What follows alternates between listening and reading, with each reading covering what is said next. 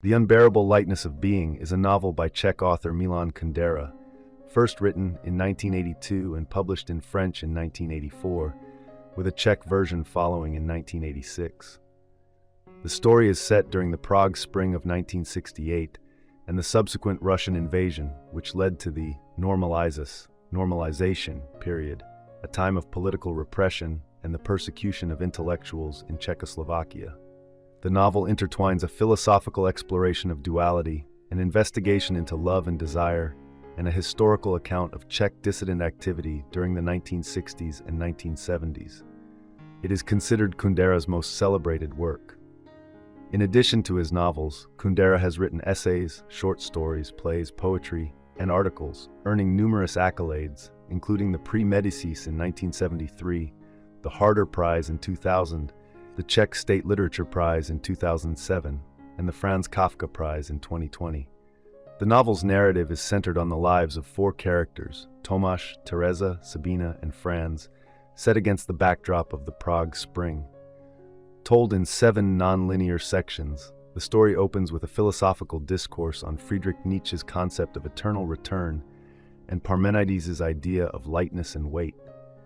In the first section, Lightness and Weight, the narrator introduces the concept of eternal return, a central theme in Nietzsche's philosophy, suggesting that time repeats endlessly in an eternal loop. Nietzsche sees this idea as the greatest burden, yet implies that life lacks meaning without it. The narrator contrasts this with Parmenides' philosophy, where the world is divided into opposites, assigning positive value to lightness and negative value to weight. The narrator contemplates whether human life could be characterized by lightness and is intrigued by the ambiguity these philosophies evoke. From there, the story shifts to introduce Tomáš, a Czech surgeon, and his relationship with Tereza, whom he meets while visiting a provincial town where she works as a waitress. Tereza is drawn to Tomáš, in part due to their shared love for literature. After Tomáš leaves, Tereza travels to Prague to be with him. They begin a relationship, and although they live together, Tomáš cannot give up his erotic friendships. A series of liaisons with other women, including his most significant affair with the artist Sabina, who, like Tomáš, favors non-traditional romantic relationships. Tereza is deeply hurt by Tomáš's infidelities, and in an attempt to ease her concerns about their relationship, Tomáš marries her. They adopt a puppy named Karenin, and Tereza even forms a reluctant bond with Sabina. In 1968, the Russian occupation of Czechoslovakia aims to crush the country's liberal reforms.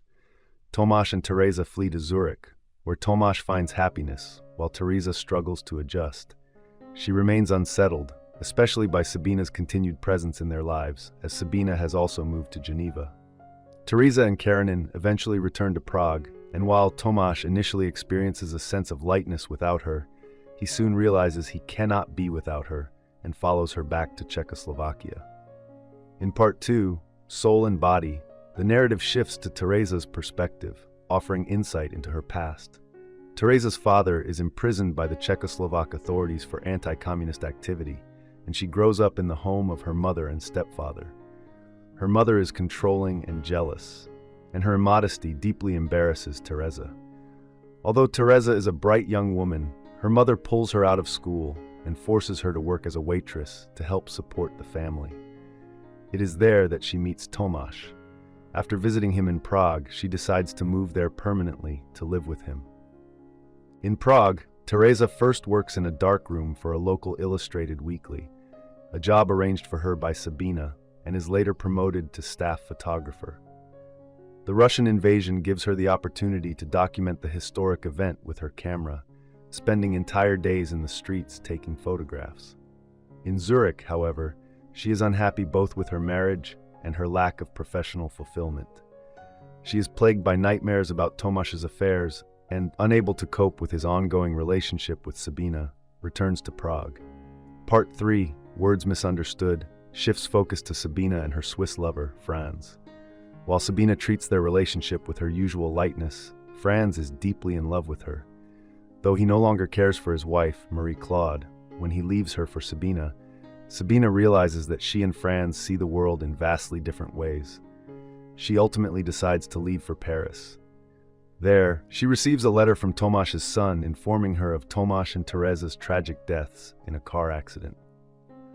Part 4, Soul and Body, explores the period of repression following the 1968 Russian invasion.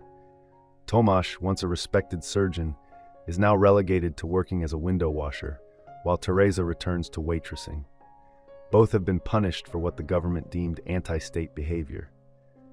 With opposite work schedules, they only see each other on Sundays.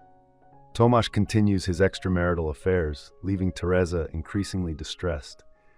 In an attempt to understand his view that sex and love are separate experiences, Tereza briefly has an affair of her own with a man she meets at the hotel bar where she works. She learns that he may or may not be a member of the secret police, and she becomes consumed with the fear that she will be denounced. In Part 5, Lightness and Weight, the story delves deeper into Tomáš's fall from his medical position. He writes an article for a local paper that compares the communist regime to the Oedipus myth. The regime censors, lacking imagination, interpret his piece literally, assuming he is accusing party officials of gouging out their own eyes. Despite pressure to retract his statements, Tomáš refuses, resulting in his dismissal. He takes up window washing, which, while a significant demotion, is not entirely unpleasant for him. As the situation in the capital worsens, Tomáš and Tereza decide to move to the countryside to escape the heightened government scrutiny. Part 6, The Grand March, shifts focus to Sabina and Franz. Sabina expresses her rebellion against the regime through her art, which she views as a rejection of kitsch, the forced enthusiasm for communist ideology, and the socialist realism that dominates state-sanctioned art. Franz, driven by his ideals, travels to Thailand to protest the situation in Cambodia, only to die in a violent mugging. In Part 7, Karenin's Smile, Tomáš and Tereza settle in a rural village where they work on a collective farm. Their life in the countryside brings them happiness, and Tomáš has finally given up his affairs.